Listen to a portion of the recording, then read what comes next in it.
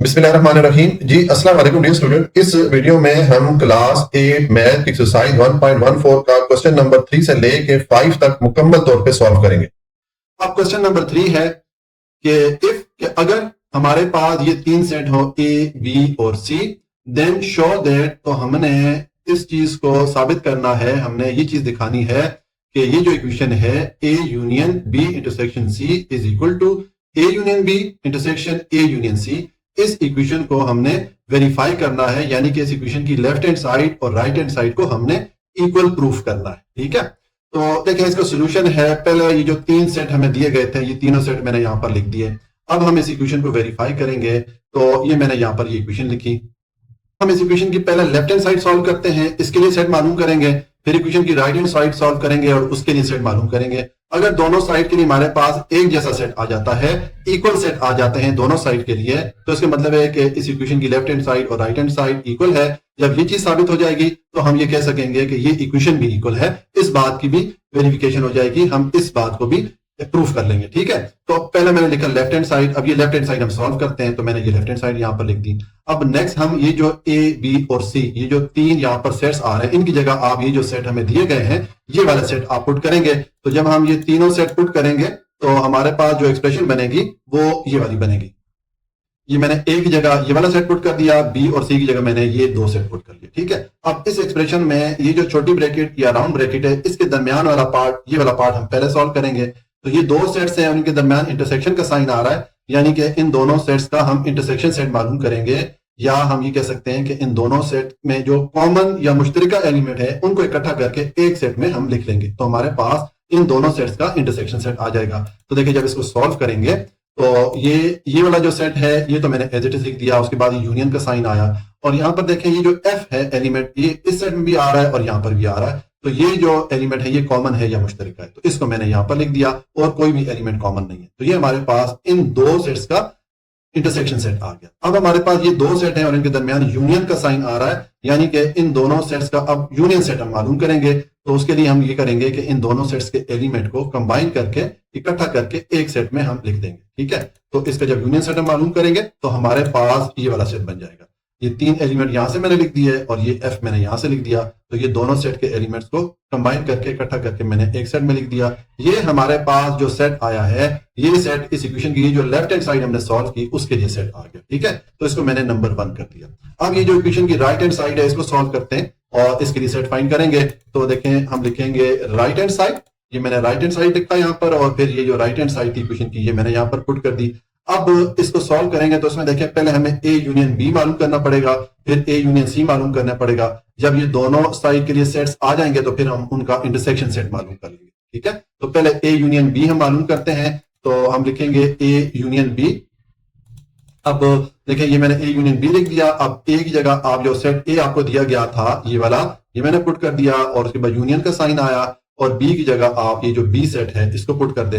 अब इन दोनों सेट का आप यूनियन सेट ले लें, यानी कि दोनों के एलिमेंट को कंबाइन करके इकट्ठा करके एक सेट में लिख दें। ठीक है, तो जब हम इसका ए यूनियन बी लेंगे तो हमारे पास ये यूनियन सेट आ जाएगा। ठीक है, अब इसमें ये ए बी सी ये एलिमेंट तीन मैंने लिख दिए, और ये बी चूंकि दोनों में कॉमन आ रहा है तो हमने इसको ए की बार लिखना है। ठीक है, इस तरह ये डी भी दोनों में कॉमन आ रहा है तो उसको भी हमने ए की बार लिखना है। हमने ये नहीं करना कि इनको दो दो बार हम नहीं लिख सकते, क्योंकि अगर दो बार लिखेंगे तो फिर ये जो सेट है ये सेट नहीं रहेगा, क्योंकि सेट में जो एलिमेंट होते हैं वो हमेशा एक ही दफा आते हैं, यूनिक होते हैं, कोई भी एलिमेंट रिपीट नहीं होता। ठीक है, और पीछे ये एफ रह जाता है तो मैंने ये एफ लिख दिया। ठीक है, तो इस तरह ये हमारे पास ए यूनियन बी के लिए ये सेट आ गया। अब ए यूनियन सी का सेट मालूम करेंगे तो हम लिखेंगे ए यूनियन सी। अब ए की जगह मैंने जो सेट ए है वो लिख दिया, उसके बाद यूनियन का साइन पुट किया, और सी की जगह मैंने जो ये सेट सी दिया गया था इसको पुट कर दिया। अब इन दोनों सेट का आप यूनियन सेट मालूम करें, यानी कि दोनों के एलिमेंट को कंबाइन करके इकट्ठा करके एक सेट में आप लिख दें, तो आपके पास जो सेट बनेगा वो ये वाला बनेगा। ठीक है, इसमें मैंने ये दोनों सेट्स के एलिमेंट को इकट्ठा करके एक जगह पे लिख दिया। अब इस सेट में ये ए और सी दोनों में ये दोनों एलिमेंट कॉमन आ रहे हैं, तो इनको आपने एक एक दफा ही लिखना है। ये नहीं करना कि दो बार आप ए लिख दें और दो बार सी लिख दें। अगर आप दो दो बार लिखेंगे तो फिर ये आपका सेट नहीं रहेगा, क्योंकि सेट में एलिमेंट एक ही दफा लिखा जाता है, कोई भी एलिमेंट रिपीट नहीं किया जाता। तो ये अभी आपके पास ए यूनियन सी भी सेट आ गया। ठीक है, अब ये ए यूनियन बी और ए यूनियन सी के लिए आपके पास ये दो सेट आ गए। अब इन दोनों की जगह आप ये जो सेट आपके पास दो आए हैं इनको आप पुट कर लें, तो आपके पास जो एक्सप्रेशन बनेगी वो ये वाली बनेगी। ठीक है, ये ए यूनियन बी की जगह मैंने ये वाला सेट पुट कर दिया और ए यूनियन सी की जगह मैंने ये वाला सेट यहाँ पर पुट कर दिया और इनके दरमियान इंटरसेक्शन का साइन है तो मैंने यहाँ पर इंटरसेक्शन का साइन पुट कर दिया। यानी कि अब इन दोनों सेट का आप इंटरसेक्शन सेट मालूम करेंगे तो दोनों में जो कॉमन एलिमेंट है या मुश्तरका एलिमेंट है उनको इकट्ठा करके आप एक सेट में लिखते हैं। तो देखें जब आप इसका इंटरसेक्शन सेट मालूम करेंगे तो आपके पास ये वाला सेट आएगा। ये ए बी सी और एफ ये जो एलिमेंट है यहाँ पर भी आ रहे हैं और ए बी सी और एफ यहाँ पर भी आ रहे हैं तो ये कॉमन एलिमेंट हो गए। तो ये मैंने यहाँ पर लिख दिया। अब ये जो सेट मेरे पास आया है ये सेट हमें जो इक्वेशन दी गई थी ये वाली इसकी जो राइट हैंड साइड है उसके लिए सेट आ गया। इसको जब हमने सॉल्व किया तो ये सेट आ गया। इसको मैंने नंबर 2 कर दिया। अब ये नंबर 1 और नंबर 2 इन दो सेट से हमें क्या पता चलता है कि ये दोनों सेट इक्वल है, दोनों सेट एक जैसे हैं। तो इसका मतलब है इस इक्वेशन की जो राइट हैंड साइड है और लेफ्ट हैंड साइड है ये भी इक्वल है। हमने इस बात की भी वेरिफिकेशन कर ली क्योंकि इनके लिए एक जैसे सेट हमारे पास आ गए। तो इसका मतलब ये हो गया कि चूंकि इस इक्वेशन की लेफ्ट हैंड साइड और राइट हैंड साइड बराबर है तो हम ये कह सकते हैं कि ये इक्वेशन भी बराबर है। ठीक है, इस बात की भी तस्दीक हो जाती है। हमने इसको भी शो कर दिया या इस चीज को भी हमने प्रूफ कर दिया। तो हम अपना आंसर लिख लेंगे।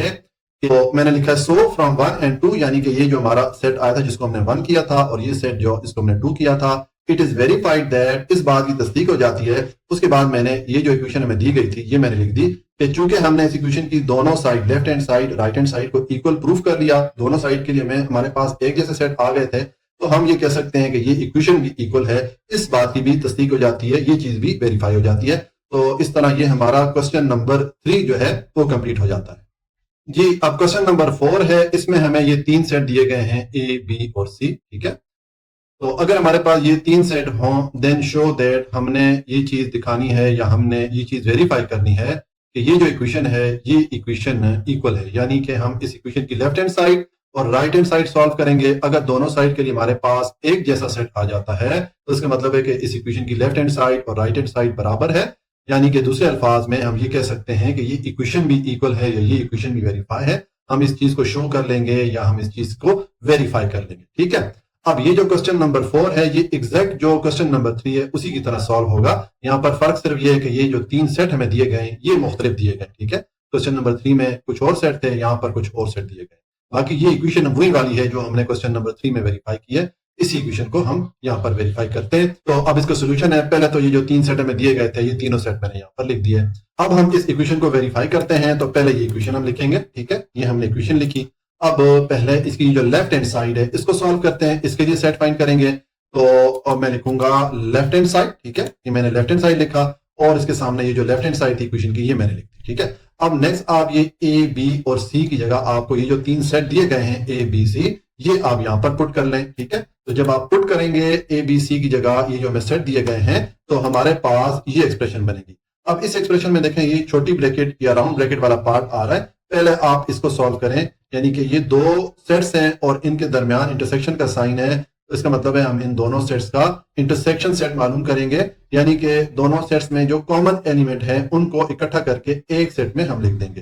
तो ये जो 2 सेट हैं इनके दरमियान कोई भी कॉमन या मुश्तरका एलिमेंट नहीं है क्योंकि ये वाला सेट एम्प्टी सेट है, खाली सेट है। तो जाहिर है फिर इन दोनों के दरमियान कोई भी एलिमेंट कॉमन नहीं है। ठीक है, तो इसका जो इंटरसेक्शन सेट आएगा वो फिर एम्प्टी सेट होगा या खाली सेट होगा। ठीक है, तो ये मैंने यहाँ पर एम्प्टी सेट लिख दिया।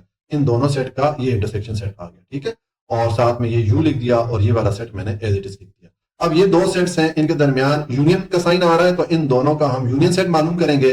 तो दोनों सेट्स के एलिमेंट को हम इकट्ठा करके कंबाइन करके एक सेट में लिख देंगे।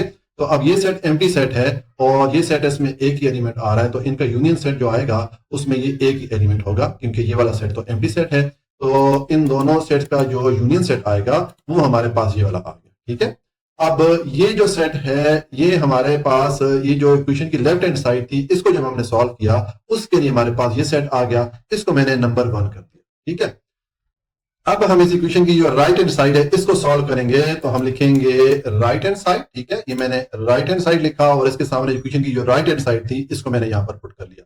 अब अगर आप इस इक्वेशन को देखें इसकी राइट हैंड साइड को तो इसमें हमारे पास ये 2 सेट हमें मालूम करना पड़ेंगे। पहले ए यूनियन बी मालूम करना पड़ेगा फिर ए यूनियन सी मालूम करना पड़ेगा। जब हमारे पास ये दोनों सेट आ जाएंगे तो इन दोनों सेट का फिर हम इंटरसेक्शन सेट मालूम करेंगे। ठीक है, तो पहले ए यूनियन बी हम मालूम करते हैं तो हम लिखेंगे ए यूनियन बी। ये मैंने ए यूनियन बी लिखा। अब ए की जगह मैंने ये जो सेट ए हमें दिया गया था ये वाला ये पुट कर दिया। उसके बाद यूनियन का साइन पुट किया और बी की जगह मैंने ये जो सेट बी था ये वाला पुट कर दिया। अब ये दोनों सेट का आप यूनियन सेट मालूम करें, यानी कि दोनों सेट के एलिमेंट्स को इकट्ठा करके एक सेट में आप लिख दें, तो जब आप इनका यूनियन सेट मालूम करेंगे आपको ये वाला सेट मिलेगा। ठीक है, ये दोनों सेट्स के एलिमेंट को इकट्ठा करके मैंने एक सेट में लिख दिया। अब यहाँ पर देखें ये 0 दोनों सेट्स में आ रहा है, ये कॉमन एलिमेंट है, तो इसको आप एक ही बार लिखेंगे। आपने ये नहीं करना कि इसको 2 बार लिख लें। अगर 2 बार लिखेंगे तो इसका मतलब है कि 0 इस सेट में रिपीट हो रहा होगा, तो अगर किसी सेट में कोई एलिमेंट रिपीट हो रहा होता है तो वो फिर सेट नहीं रहता। ठीक है, तो ये हमने ए यूनियन बी मालूम कर लिया। अब ए यूनियन सी मालूम कर लें, तो आप पहले लिखें ए यूनियन सी, और उसके बाद ए की जगह आप सेट ए पुट कर लें और सी की जगह आप सेट सी पुट कर लें। ठीक है, तो अब इन दोनों सेट्स का आप यूनियन सेट मालूम कर लें, यानी कि दोनों सेट के एलिमेंट को कंबाइन करके इकट्ठा करके एक सेट में लिखें, तो आपके पास जो सेट बनेगा यूनियन का वो ये वाला सेट बनेगा। क्योंकि ये वाला सेट एम्प्टी था, इसमें कोई भी एलिमेंट नहीं है, तो हम ये वाला सेट जो है इसको लिख लेंगे। अब ये हमारे पास ए यूनियन सी भी आ गया। तो अब ए यूनियन बी और ए यूनियन सी दोनों सेट हमारे पास आ गए। ये अब यहाँ पर आप पुट करें और इनका इंटरसेक्शन सेट मालूम कर लें। तो देखें, जब हम पुट करेंगे तो लिखेंगे A union B intersection A union C, ये मैंने लिखा। अब ए यूनियन बी की जगह मैंने ये वाला सेट पुट कर दिया यहाँ पर, और ए यूनियन सी की जगह मैंने ये वाला सेट पुट कर दिया यहाँ पर, और दोनों के दरमियान इंटरसेक्शन का साइन है। तो इन दोनों का इंटरसेक्शन सेट लेंगे, यानी कि दोनों में जो मुश्तरका या कॉमन एलिमेंट है उनको हम इकट्ठा करके एक सेट में लिखेंगे, तो हमारे पास इसका जो इंटरसेक्शन सेट बनेगा उसमें ये एक एलिमेंट आएगा 0, क्योंकि ये 0 दोनों में कॉमन है या मुश्तरका एलिमेंट। ठीक है, तो ये हमारे पास सेट आ गया इस इक्वेशन की राइट हैंड साइड के लिए। इसको मैंने नंबर 2 कर दिया। अब ये हमारे पास जो सेट आया नंबर 2, इसको देखें, और ये जो सेट आया था नंबर 1, इसको देखें। दोनों सेम एलिमेंट है, दोनों एक जैसे एलिमेंट है। ठीक है, तो इसका मतलब है कि ये जो इक्वेशन थी इसकी लेफ्ट हैंड साइड और राइट हैंड साइड ये इक्वल है, क्योंकि दोनों के लिए एक जैसा सेट आ गया। तो हम दूसरे अल्फाज में ये कह सकते हैं कि ये इक्वेशन भी इक्वल है। हमने इस चीज को भी वेरीफाई कर लिया, इस चीज को भी शो कर लिया। ठीक है, क्योंकि इसकी दोनों साइड हमारे पास बराबर आ गई। तो हम अपना आंसर लिखेंगे कि ये मैंने आंसर लिखा है सो फ्रॉम 1 and 2, यानी कि हमारे पास ये जो 1 और ये 2, ये जो दो सेट आए हैं, इनसे हमें क्या पता चला, इट इज वेरीफाइड दैट, इस बात की तस्दीक हो जाती है। उसके बाद मैंने ये वाली इक्वेशन लिख दी, ये इक्वेशन जो है इक्वल वेरीफाई हो जाती है, क्योंकि इस इक्वेशन की दोनों साइड हमारे पास इक्वल आ गई, या दोनों साइड के हमारे पास एक जैसा सेट आ गया। तो इसका मतलब है कि ये इक्वेशन भी वेरीफाई हो जाती है, हमने इस चीज को शो कर लिया। ठीक हो गया, तो इस तरह ये हमारा क्वेश्चन नंबर 4 भी कंप्लीट हो जाता है। अब क्वेश्चन नंबर 5 है वेरीफाई डी मॉर्गन्स लॉ। हमने डी मॉर्गन्स लॉ को वेरीफाई करना है इफ अगर हमारे पास ये 3 सेट हो। यूनिवर्सल सेट है जो कि एन या नेचुरल नंबर पर मुश्तमिल है, और एक सेट ए है जो कि एम्प्टी सेट है, और एक सेट बी है जो कि पी या प्राइम नंबर्स पे मुश्तमिल है। हमारे पास ये 3 सेट्स हैं, तो हमने डी मॉर्गन्स लॉ को वेरीफाई करना है ये जो सेट हमें दिए गए इनको यूज करते हुए। ठीक है, तो देखिए सबसे पहले जो है हम ये जो 3 सेट दिए गए इनको हम लिख लेते हैं। इसका सोल्यूशन है, पहले मैं यूनिवर्सल सेट लिखता हूं। अब यूनिवर्सल सेट जो है ये एन या नेचुरल नंबर पे मुश्तमिल है, तो मैंने लिखा u is equal to N या नेचुरल नंबर। अब नेचुरल नंबर कौन से होते हैं, मैं आपको पीछे क्वेश्चन में बार बार बताता रहा हूं कि जो हम डेली लाइफ में काउंटिंग के लिए नंबर यूज करते हैं वो नेचुरल नंबर या कुदरती आदात कहलाते हैं। ठीक है, तो ये जो सेट होगा ये 1 2 3 4 5 एंड सो ऑन, इस तरह इन सारे नंबर्स पे ये मुश्तमिल होगा। ठीक है, उसके बाद सेट ए है, यह हमें बता दिया गया है कि ये एम्प्टी सेट है। ठीक है, तो यहाँ पर ये 5 का निशान यहाँ पर डाल दिया गया, यानी कि ये जो सेट है ये एम्प्टी सेट है या खाली सेट है। ठीक है, और उसके बाद जो सेट बी है ये पी या प्राइम नंबर्स पे मुश्तमिल है। तो प्राइम नंबर कौन से होते हैं, इनको भी मैं पीछे मुख्तलिफ एक्सरसाइजेज में बार बार डिटेल से एक्सप्लेन करता रहा हूं कि ऐसे नंबर जिन पे डिवाइड होने वाले नंबर्स की तादाद सिर्फ 2 हो। ठीक है, या तो वो नंबर 1 से डिवाइड हो सकते हैं या अपने खुद के टेबल से डिवाइड हो सकते हैं। इसके अलावा कोई भी नंबर उन नंबर को डिवाइड नहीं कर सकता। ठीक है, जैसे 2 है, अब 2 पे 1 डिवाइड हो सकता है या 2 का टेबल डिवाइड हो सकता है। इसी तरह 3 है, इस पे 1 डिवाइड हो सकता है या 3 डिवाइड हो सकता है। इसके अलावा कोई भी नंबर इस पे डिवाइड नहीं हो सकता। इसी तरह 5 है, 7 है, 11 है, 13, 17, 19, 23, ये सारे जो है ये प्राइम नंबर्स कहलाते हैं, जिनको उर्दू में मुफरद आदात कहते हैं। ठीक है, ये जो पी है ये प्राइम नंबर में मुश्तमिल है, तो इसके मैंने पहले जो 5 नंबर है वो लिख दिया, उसके बाद मैंने डॉट डॉट डाल दिया। इसका मतलब है कि ये सेट आगे चलता जा रहा है। ठीक है, तो ये तो हमने जो 3 सेट में दिए गए थे उनको लिख लिया। अब हम डी मॉर्गन्स लॉ को वेरीफाई करते हैं। तो देखें डी मॉर्गन्स लॉ जो है वो ये जो 2 इक्वेशन है इन पे मुश्तमिल है। ये इक्वेशन ए है, यहां पर है A union B whole complement is equal to A complement intersection B complement. ठीक है,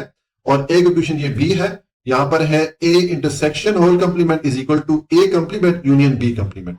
ये 2 इक्वेशन डी मॉर्गन्स लॉ कहलाती हैं। ठीक है, तो हमने इन दोनों इक्वेशन को वेरीफाई करना है यानी कि हम इन दोनों इक्वेशन की लेफ्ट हैंड साइड और राइट हैंड साइड के लिए सेट फाइंड करेंगे। अगर हमारे पास दोनों साइड के लिए एक जैसे या इक्वल सेट आ जाते हैं तो इसका मतलब ये होगा कि इन इक्वेशन की लेफ्ट हैंड साइड और राइट हैंड साइड बराबर है, तो हम ये कह सकेंगे कि ये इक्वेशन भी बराबर है। ठीक है, हम इस चीज को वेरीफाई कर लेंगे या हम इस बात की तस्दीक कर लेंगे। अब ये जो पहली वाली इक्वेशन है, इक्वेशन ए, पहले हम इसको वेरीफाई करते हैं। तो देखिए मैंने ये इक्वेशन लिखी। अब इस इक्वेशन को वेरीफाई करेंगे तो पहले हम ये जो लेफ्ट हैंड साइड है इसको सॉल्व करते हैं और इसके लिए सेट फाइंड करते हैं। तो मैंने लिखा लेफ्ट हैंड साइड और उसके सामने ये जो इक्वेशन की लेफ्ट हैंड साइड थी ये मैंने यहाँ पर पुट कर ली।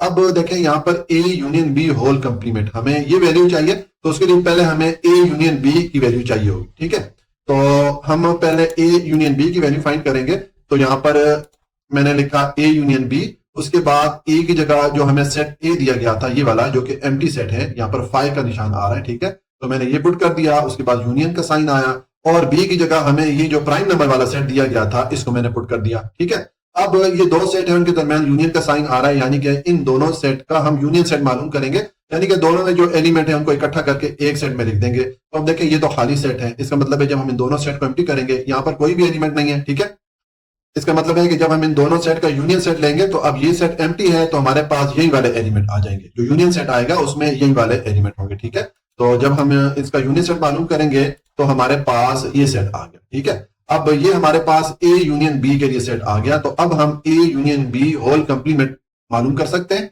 तो देखें किसी भी सेट का अगर कंप्लीमेंट सेट मालूम करना हो तो उसके लिए आपको एक यूनिवर्सल सेट लाजमी दिया जाता है, जैसे कि यहां पर हमें ये यूनिवर्सल सेट दिया गया है जो कि नेचुरल नंबर पे मुश्तमिल है। ठीक है, तो अब हमने ये जो ए यूनियन बी है इसका कंप्लीमेंट सेट मालूम करना है, तो जिस सेट का हमने कंप्लीमेंट सेट मालूम करना हो उस सेट को आप जो आपको यूनिवर्सल सेट दिया जाएगा उसमें से माइनस कर देंगे, तो आपके पास पीछे जो सेट आएगा वो उस सेट का कंप्लीमेंट सेट कहलाएगा। यानी कि जब हम इस यूनिवर्सल सेट में से ये जो सेट हमने मालूम किया है ए यूनियन बी वाला, इसको माइनस करेंगे तो हमारे पास A union B whole complement के लिए सेट आ जाएगा। ठीक है, तो देखें अब यहां पर मैं मालूम करता हूं, पहले हम फार्मूला पुट करेंगे। ये आ गया A union B whole complement is equal to, जिस तरह आपको मैंने बताया कि आप यूनिवर्सल सेट में से जिस सेट का आप कंप्लीमेंट सेट मालूम करना चाह रहे हैं उसको माइनस कर दे, तो ये माइनस मैंने ए यूनियन बी लिख दिया, यानी कि ये वाला सेट अब हम माइनस करेंगे इस यूनिवर्सल सेट में से। ठीक है, अब आप नेक्स्ट यूनिवर्सल सेट की जगह जो आपको यूनिवर्सल सेट दिया गया है उसको पुट कर दे, यानी कि ये वाला सेट। ठीक है,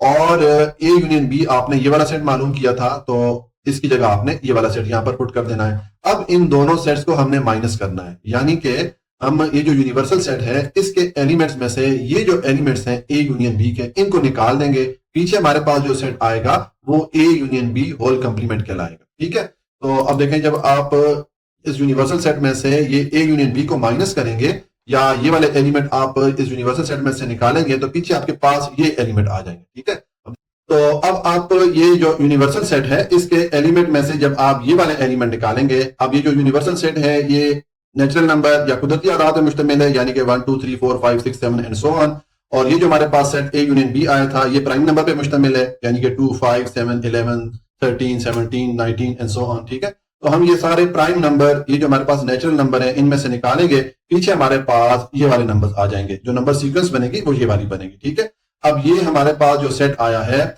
ये सेट इस इक्वेशन की लेफ्ट हैंड साइड के लिए हमारे पास आ गया। ठीक है, यानी कि A union B whole complement के लिए हमारे पास ये वाला सेट आ गया, तो इसको मैंने नंबर 1 कर दिया। अब हम ये जो इक्वेशन है इसकी राइट हैंड साइड के लिए सेट मालूम करते हैं। ठीक है, तो यहाँ पर मैं लिखूंगा राइट हैंड साइड। ठीक है, ये मैंने राइट हैंड साइड लिखी, उसके बाद ये इक्वेशन की जो राइट हैंड साइड थी ये मैंने यहाँ पर पुट कर ली। अब यहाँ पर देखें हमें ए कंप्लीमेंट और बी कंप्लीमेंट दो सेट चाहिए, जब हमारे पास वो दो सेट आ जाएंगे तो फिर उनका हम इंटरसेक्शन सेट मालूम करेंगे। तो पहले हमें ए कंप्लीमेंट और बी कंप्लीमेंट चाहिए होगा। ठीक है, तो पहले हम ए कंप्लीमेंट मालूम करते हैं, तो मैं लिखूंगा ए कंप्लीमेंट। अब देखें ए कंप्लीमेंट के लिए फॉर्मूला मैंने क्या पुट किया है, u माइनस ए। जिस तरह के आपको मैंने यहाँ पर ऊपर बताया कि आपने जब भी किसी सेट का कंप्लीमेंट सेट मालूम करना हो, जैसे कि यहाँ पर हमने अब ए का कंप्लीमेंट सेट मालूम करना है तो हम इस सेट ए को यूनिवर्सल सेट में से माइनस कर देंगे। ठीक है, तो ये मैंने u माइनस ए लिख दिया। नेक्स्ट आप u और a के जो सेट है वो आप यहाँ पर पुट कर दें।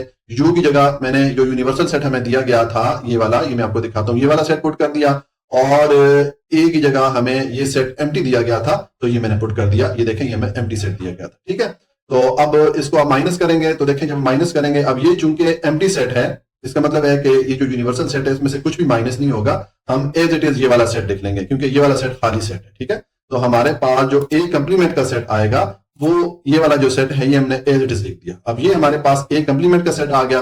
अब आप बी कंप्लीमेंट का सेट मालूम करेंगे तो सेम जिस तरह के हमने ऊपर ये वाला फॉर्मूला यूज किया है, ये वाला फॉर्मूला यहाँ पर यूज करेंगे। अब चूंकि हमने बी का कंप्लीमेंट सेट मालूम करना है तो अब यू में से सेट बी को आप माइनस कर दें, ठीक है। तो ये मैंने यू माइनस बी लिख दिया। नेक्स्ट आप यू की जगह जो सेट यू है यूनिवर्सल सेट है उसको पुट कर दें और बी की जगह आप सेट बी को पुट कर दें, ठीक है। तो अब आप इसको माइनस करें, यानी कि यूनिवर्सल सेट के एलिमेंट में से ये जो सेट बी के एलिमेंट्स है ये आप सारे माइनस करेंगे तो देखेंगे सेम ये वाला केस बन गया जिस तरह यहां पर हमने किया था। अब यूनिवर्सल सेट जो है ये सारे नेचुरल नंबर पे मुश्तमिल है, 1 2 3 4 5 6 7 एंड सो ऑन, ठीक है। और ये जो हमारे पास सेट बी है ये सारे प्राइम नंबर पे मुश्तमिल है। तो ये प्राइम नंबर सारे जो है आप इस नेचुरल नंबर में से आप माइनस करेंगे, इनको निकालेंगे तो पीछे आपके पास जो सेट आएगा वो ये वाला आ जाएगा, ठीक है। अब ये जो सेट हमारे पास आया है ये बी कंप्लीमेंट के लिए आ गया। तो अब हमारे पास ए कंप्लीमेंट और बी कंप्लीमेंट दोनों के लिए हमने सेट मालूम कर लिए। अब ये दोनों सेट हम यहां पर पुट कर सकते हैं और इनका इंटरसेक्शन सेट मालूम कर सकते हैं, ठीक है। तो अब मैं लिखूंगा ए कंप्लीमेंट इंटरसेक्शन बी कंप्लीमेंट, ठीक है। और ए कंप्लीमेंट की जगह मैंने ये वाला सेट जो मालूम किया था इसको पुट कर लिया और बी कंप्लीमेंट की जगह ये वाला जो सेट हमने मालूम किया था इसको यहां पर पुट कर लिया। अब ये दो सेट हैं और इनका हमने इंटरसेक्शन सेट मालूम करना है, यानी कि दोनों सेट्स में जो कॉमन एलिमेंट हैं या मुश्तरका एलिमेंट हैं उनको इकट्ठा करके हम एक सेट में लिख देंगे, ठीक है। तो देखें जब इसका हम इंटरसेक्शन सेट मालूम करेंगे तो हमारे पास ये वाला सेट बनेगा, ठीक है। अब ये जो हमारे पास ए कंप्लीमेंट का सेट था ये सारे नेचुरल नंबर पे मुश्तमिल था, यानी कि 1 2 3 4 5 6 एंड सो ऑन, इस तरह सारे नंबर इसमें आ रहे हैं यहाँ। और इस सेट में ये जो एलिमेंट आ रहे हैं और ये जो सेट है इसके ये सारे एलिमेंट ये सारे नंबर इस सेट में आ रहे हैं, ठीक है। तो ये जो पूरा सेट है ये हमारा इंटरसेक्शन सेट बन जाएगा, ठीक है, क्योंकि ये सारे एलिमेंट कॉमन एलिमेंट है या मुश्तरका एलिमेंट है। तो मैंने ये वाला सेट यहाँ पर लिख दिया, ठीक है। अब ये हमारे पास जो सेट आया है ये हमने ये जो इक्वेशन यहाँ पर शुरू में लिखी थी ये वाली इक्वेशन, इसकी राइट हैंड साइड के लिए हमारे पास सेट आ गया, ठीक है। ए कंप्लीमेंट इंटरसेक्शन बी कंप्लीमेंट के लिए हमारे पास ये वाला सेट आ गया। तो इसको मैंने नंबर 2 कर दिया। अब ये जो नंबर 2 सेट आया है इसको देखें और ये जो नंबर 1 सेट आया था इनको देखें, ठीक है। दोनों सेट एक जैसे हैं, सेम है, ठीक है। अब चूंकि ये दोनों सेट सेम है, इक्वल है, तो इसका ये मतलब हो गया कि ये जो इक्वेशन है इसकी लेफ्ट हैंड साइड और राइट हैंड साइड इक्वल है, क्योंकि दोनों के लिए हमारे पास एक जैसा सेट आ गया। तो हम ये कह सकते हैं कि ये इक्वेशन भी इक्वल है, ठीक है। हमने इस बात को भी वेरीफाई कर लिया, इस बात की तस्दीक कर ली, ठीक है। तो हम यहां पर अपना आंसर लिखेंगे कि सो फ्रॉम 1 and 2 ये जो हमारे पास इक्वेशन 1 और ये 2 आई थी इससे इट इज वेरीफाइड दैट, इस बात की तस्दीक हो जाती है। उसके बाद ये मैंने इक्वेशन लिख दी, जो डी मॉर्गन का फर्स्ट लॉ था जिसको हमने वेरीफाई करना था, ये मैंने लिख दिया कि चूंकि इसकी दोनों side left hand side right hand side equal आ गई तो इसका मतलब है हम ये कह सकते हैं कि ये इक्वेशन भी बराबर है, इस बात की भी तस्दीक हो जाती है। तो इस तरह ये हमने जो first law of De Morgan था ये वाला, इसको हमने वेरीफाई कर लिया। अब हम इन सेट्स के लिए ये जो सेकंड लॉ यहां पर दिया गया है डी मॉर्गन का, इसको वेरीफाई करेंगे, ठीक है। तो उसके लिए पहले सबसे पहले ये इक्वेशन हम नीचे लिखते हैं। ये मैंने यहाँ पर ये इक्वेशन लिख दी जो second law of De Morgan दिया गया था, ये इक्वेशन पहले मैंने यहाँ पर लिख दी। अब इसमें भी हम लेफ्ट हैंड साइड और राइट हैंड साइड सॉल्व करेंगे, दोनों साइड के लिए हम सेट मालूम करेंगे। अगर दोनों साइड के लिए हमारे पास एक जैसे सेट आ जाते हैं तो इसका मतलब है कि इस इक्वेशन की लेफ्ट हैंड साइड और राइट हैंड साइड बराबर है, तो हम ये कह सकेंगे कि ये इक्वेशन भी इक्वल है। इस बात को भी हम वेरीफाई कर लेंगे या इस बात की तस्दीक हो जाएगी।